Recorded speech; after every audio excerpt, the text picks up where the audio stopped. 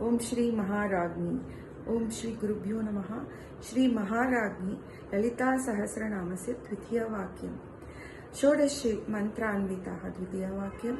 ललिता सहस्रनामेषु विविधमन्त्राः बीजाक्षरान्विताः सन्ति। बीजाक्षराः बलवताः रहस्यमयाः सन्ति।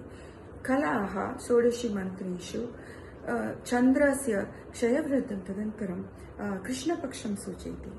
यदा शिवः निर्गुणः सः दीपः इव प्रज्वलति। यस्य दीपे वाती न दीप्यते तदैव सः वहति।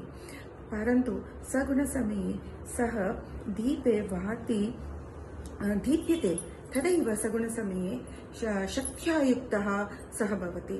शक्तिं विना सः किमपि न कर्तुं शक्यते। सगुणसमये कलान्वितः भवति। अतः एतत् वदति, एतत् वक्तुं शक्यते यत् शिवः शक्त्या युक्तो यदि भवति शक्तः प्रभवितुं न चेदेवं देवो न खलु कुशलो स्पन्दितुमपि। अतः त्वाम् आराध्य हरिहर विरिञ्चादिभिः अपि प्रणन्तुं स्तोतुं कथमपि पुण्यः प्रभवति। दट् इस् शक्तिं विना सः किमपि न कर्तुं शक्यते।